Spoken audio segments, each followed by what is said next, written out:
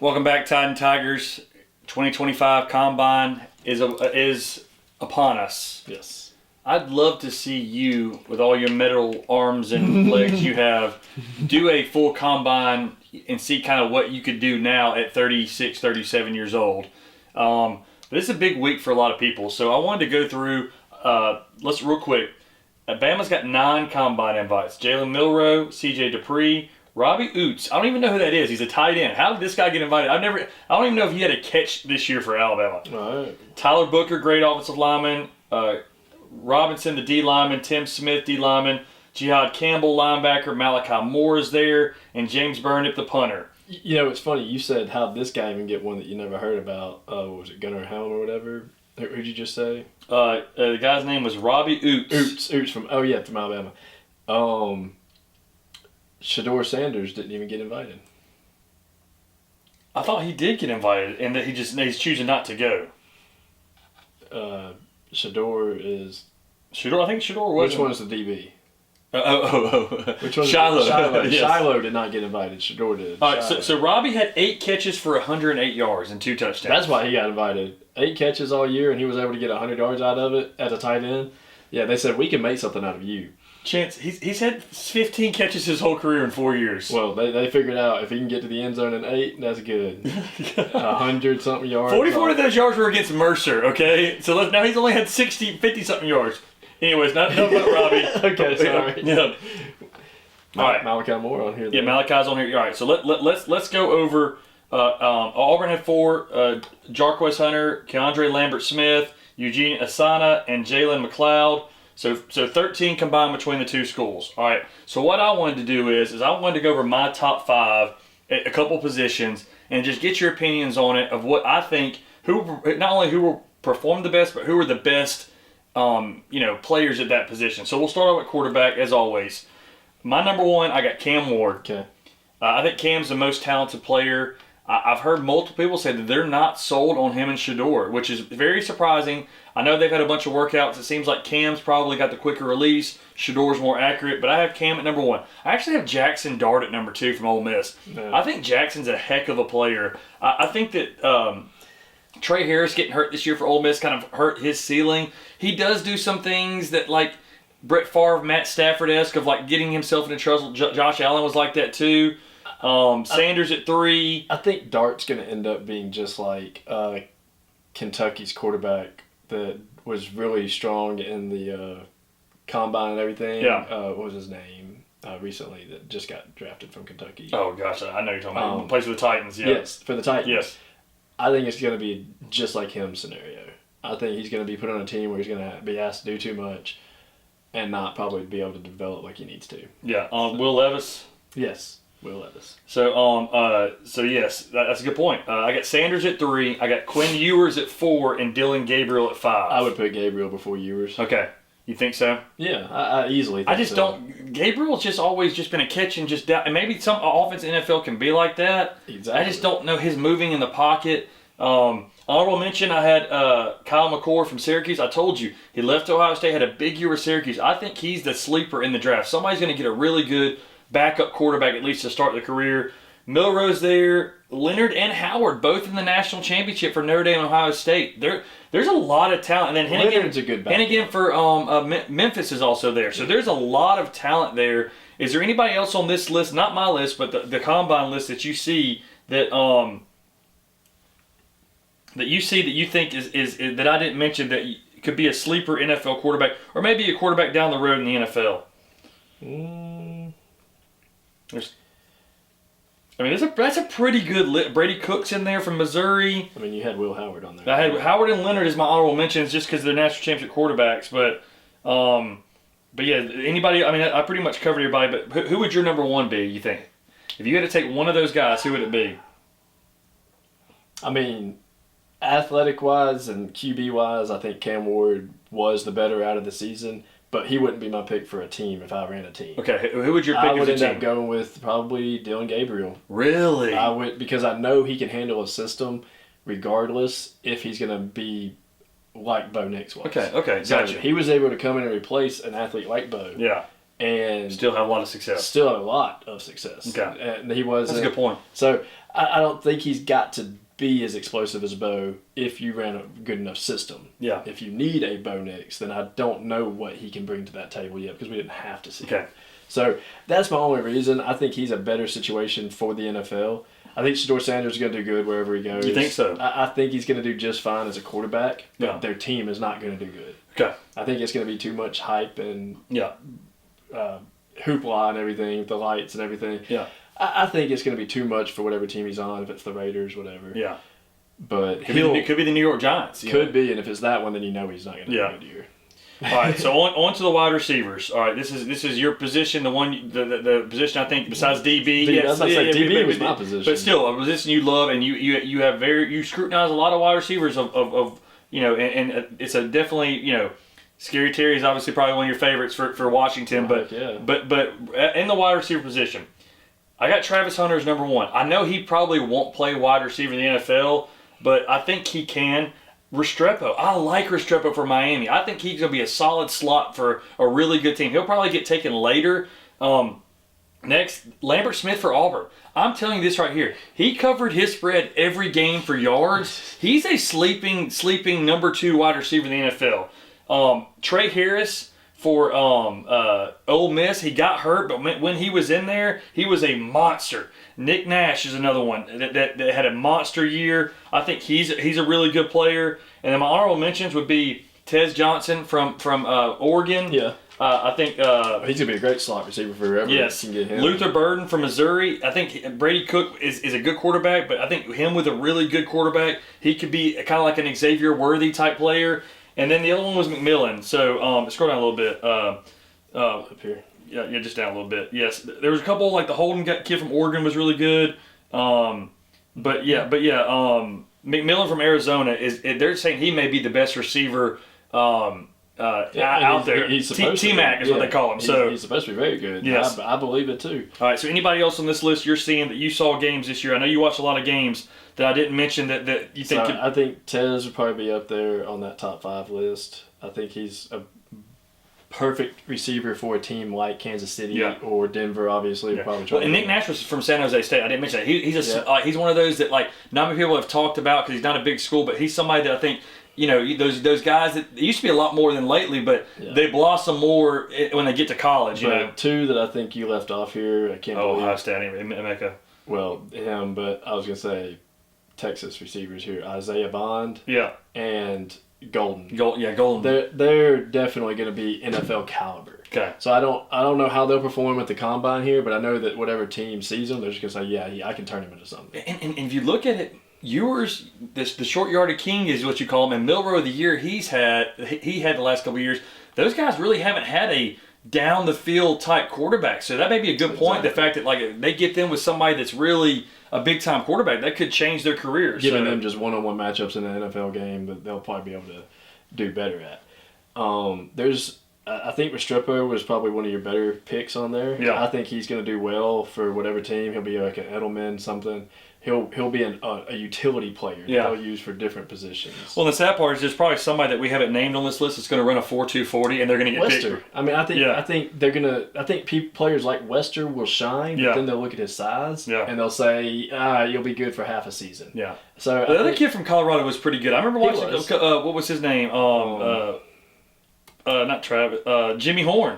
I watched a couple games and he made a lot of big plays for Colorado. And Badger for Florida. I'm telling you, with a freshman quarterback, Badger was a great player. So this is a deep draft. I'm telling you, this is going to be a really good draft. There's a lot of good players. So running back. Running back has taken back over the NFL. It fell off and it got to so much throwing. Derrick Henry, McCaffrey, Barkley, they've changed the game to where running back has now become a major point in winning football games. They being themselves have, but without them, running back still would be an irrelevant position. A lot of these running backs are going to prove that going into this draft. Well, I think this is not a very good running back class either. That's my point. So that's the thing is that the running back has come back because of maybe the talent at the NFL level, but the college level, it's gone away. And you look, I mean, they're saying that Jarquez Hunter is the second best overall pick, and he didn't have a great year. He ran for 1,000 yards, but he wasn't like I would say it was more of a system thing, though. So I think you put him on a team like Boise State where he has to do the same stuff that, what's his name? Genty had to do. Well, Genty's there, and then everybody else is real low. So Genty, it'll be interesting to see. I've seen Barry Sanders comparisons. Get out of here. He's good. I'm going to interested to see what he does. He's number 1 on my list. Yes. I got ETN for Georgia.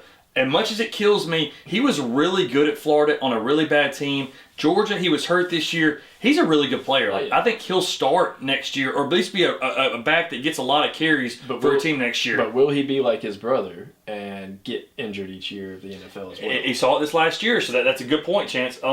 The Hampton kid was a good back, I thought. From North Carolina. North Carolina, very good back. Yes, very good back. Their backup is very good, too. Yeah, and Taj Brooks for Texas Tech had a really good year. So Scatabo, of course. Yeah, Scatabo. Where do you see him? That's what I was going to ask. He's your boy now. He's a Buffalo type running back. They're going to find a spot for him where goal line situation, stuff like that, starting out, and he'll probably be on some special team stuff. Okay. But I can see him putting in the work.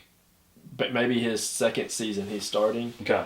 But it's going to be like a Eckler situation. Okay. Austin Eckler was first starting out. Yeah. He was getting a bunch of specific plays called for him, but then he was letting the other running back get the stars. So I think it's going to be like that. So I just don't think Scatabo has the speed. Same. But again, there's a lot of players, Luke Kuechly and these guys over the years that was a defensive side of the ball. I don't recall many offensive players you see in the NBA with Jokic and Luka. They play this slow game and it still works. I don't recall much of that on offense. So that's what worries me about him is that I just don't think he has NFL speed. These linebackers and these defensive linemen, Micah Parsons, they're 4-4 guys. So Genty, I don't think has NFL speed, to be honest.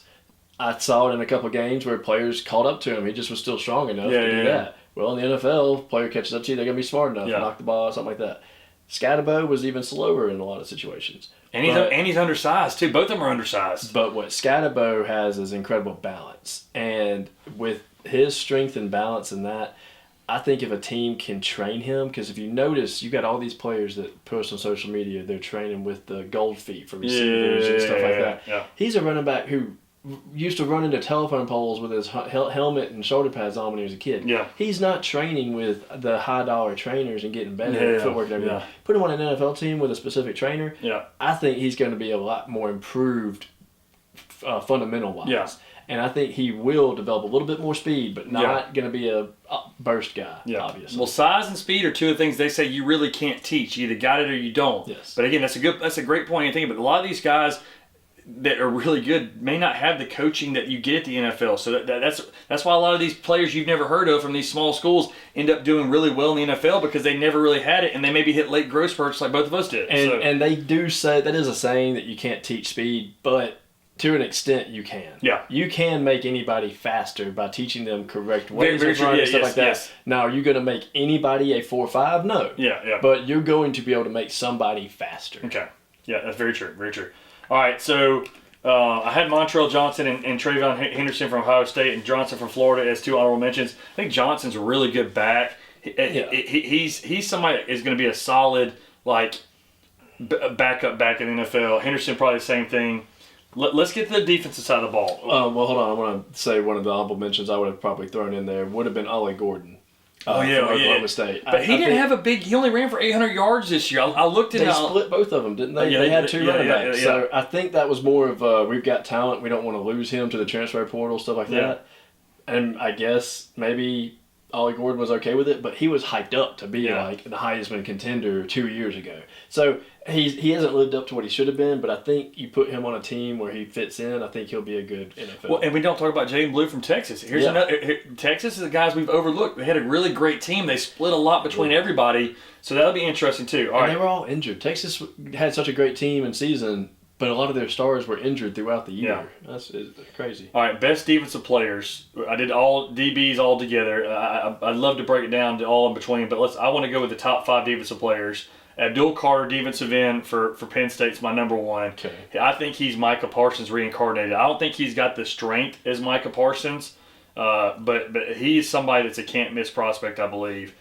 Walter Nolan from Ole Miss. This dude was in every single play all year for Ole Miss. I'm telling you, that guy is unbelievable. Yeah. Third, Jack Sawyer from Ohio State. You saw the big play and against Notre Dame, not against Notre Dame, but against Texas to get them to the national championship. I think he's kind of like a Hutchinson and a who lived in it, Hendricks for Cincinnati kind of type player. Mike Green, he has been all the talk for at linebacker. He is out of a small school. They played Ohio State this year. I believe it's Marshall is where he's from.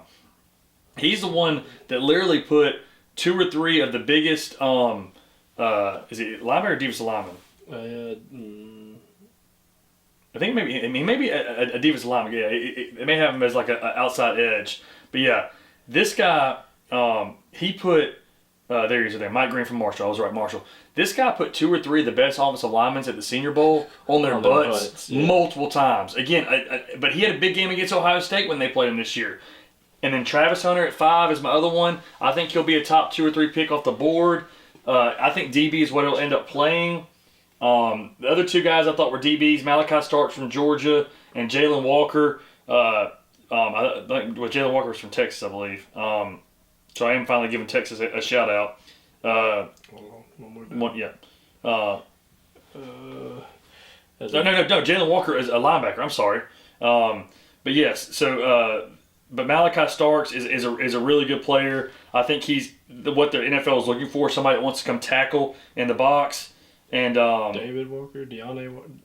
I said Jalen Walker. No, linebacker. You said, my bad. Georgia, yes. Okay, so both Georgia guys. So I get both. Yeah, Jalen Walker, Malachi Starks. I thought it was Texas. I'm sorry. So Jalen Walker and Malachi Starks, both great players on Georgia's defense. It seems like those Georgia guys. You look at the Eagles this year. You know, a lot of good players from that team on the Super Bowl team from Georgia. Kirby knows how to put them out there. So, okay. Anybody else you're seeing defensive wise? I mean, obviously, I'm going to look at Auburn here. Eugene Asante. I think with a better defense around him, he's going to stand out and be a really good player for an NFL team. Someone else on here caught my eye just a minute ago. It was on Tim Smith, Alabama. Alabama shout out! Wow. I actually think he'll do good. I remember seeing him a lot throughout the season.